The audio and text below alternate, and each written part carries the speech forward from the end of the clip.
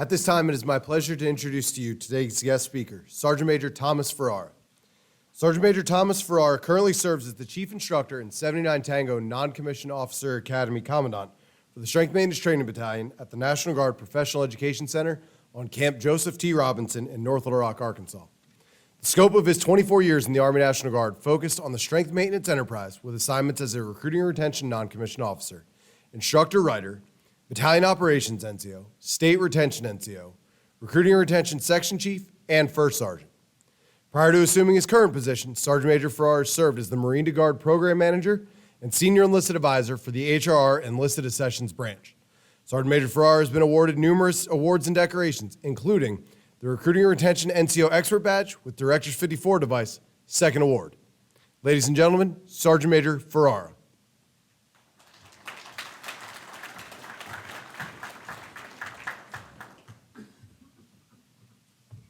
Good morning. All right, what an outstanding occasion. Anytime we get to come and celebrate the accomplishments of our NCOs, it's a great day. And on behalf of Colonel Ferguson, who could not be here, I just wanted to open up with a congratulations on your significant accomplishment. It's a tremendous accomplishment and a job well done and earned. Also like to welcome PEC leadership, as well as the leadership that have attended today, and those at home who are watching on Facebook Live, to include family and friends.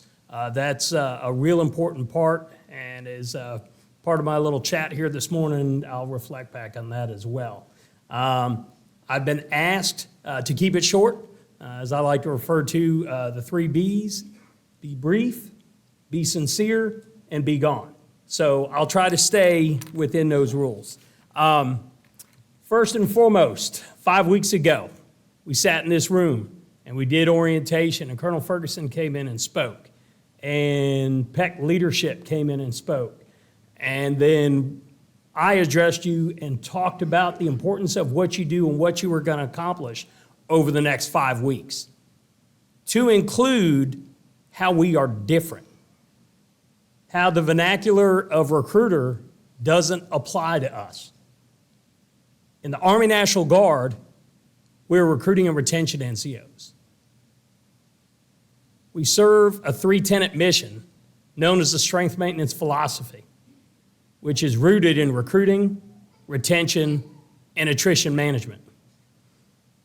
About a month ago, Colonel Ferguson and I got to take a trip to visit USAREC at the Recruiting and Retention College, Colonel Frank and his staff, and we had a pretty lengthy meeting with them, talked about how we interact down here, how we engage the 54, and I'll be honest with you, Colonel Frank expressed his interest and excitement in what we do, because make no mistake about it, Big Army is revamping their recruiting program, and they are trying to capitalize on what we do as R&R NCOs. When they talk about the new MOS, the 42 Tango, and the development of the warrant officer, they're talking about doing things that as R&R NCOs you already do, because you're invested in a community. You're part of the community. Typically, you don't get hired on and sent abroad someplace that you've never been before. Most of you grew up in that, at least the state, if not that town that you'll be recruiting in, as well as many of you may be graduates of a high school or college that you're assigned. They are trying to adjust to our model. They have 3 MOSs to what we have 1 as a 79 Tango. So I say all that to say this, is make sure that you identify as a recruiting and retention NCO. What you do in that community, how you go about engaging the public, your involvement in your unit is essential to your success in the field. Many moons ago, probably about 23 years ago or so, I graduated the SQI4 course. Not quite sure as a young E5, my first school in the Army National Guard, because I was a prior Marine. And I sat in here and we went through graduation, and I wasn't quite sure what laid ahead of me. but through some mentorship, be it the instructor staff that worked here at the time or back in my state, I found a way to be successful. One of the things I challenge you with is going back and working with fellow R&R NCOs, the good and the bad. Pick and choose what you like from everybody, what they're doing that you want to make yours, and the things that you see that you're like, I don't want to do that. Don't let what you're hearing from them discourage you. Sometimes you're going to get back there and someone's going to tell you, oh, don't try that in that high school. It doesn't work. I will tell you, as a brand new R&R NCO, be everything to everybody that first year. Take on any challenge, any opportunity. If somebody tells you, it's not a good idea, it's a waste of time, I've tried that before, try it yourself. See what works for you. That first year, you're going to spread yourself very thin, trying to figure out what's best for you as an R&R NCO.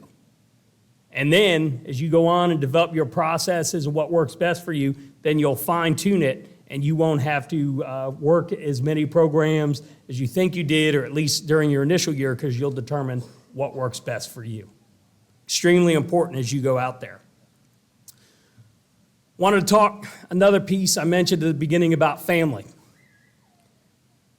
Your families are the essential foundation of your success. They've supported you while you were here for your 5 weeks, taking care of things at home, making sure everything was in place so you could be successful here. And that challenge continues as you roll out into the field. There's going to be long days. There's going to be days you're up before they're up and gone, and there's going to be days that you come back home and they're already in bed. But I challenge you to value that family, because the key to a successful R&R NCO is the foundation they have at home. Talk with them. Let them know what's going on. They can become your biggest advocate to assist you.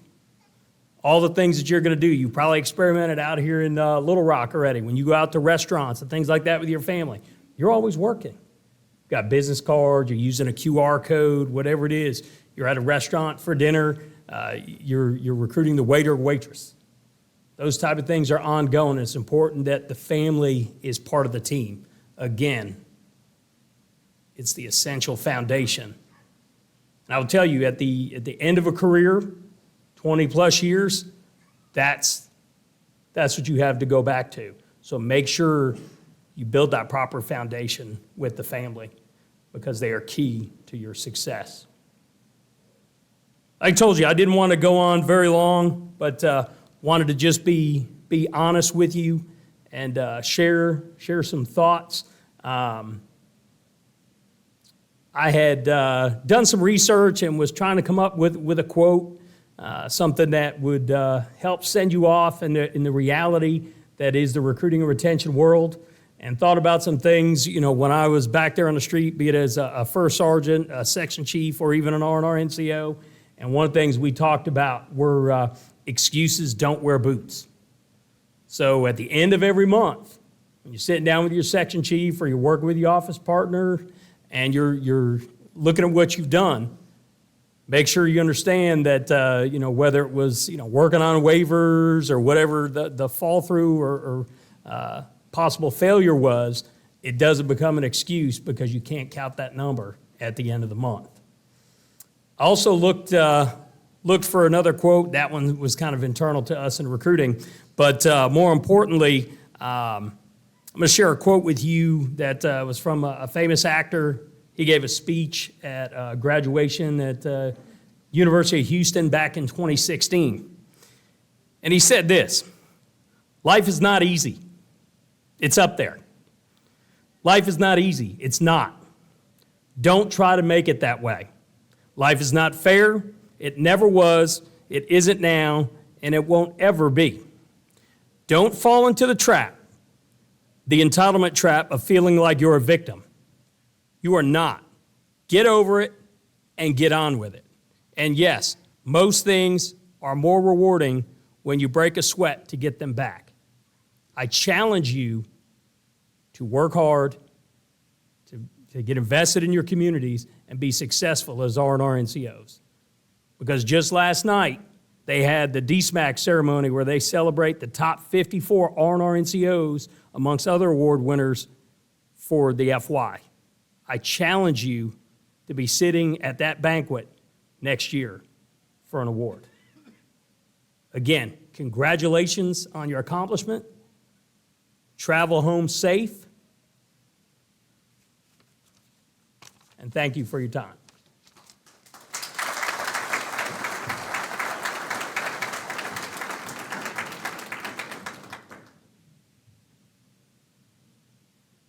Sergeant Major Ferrara, thank you for your time, your wisdom, and those inspiring words.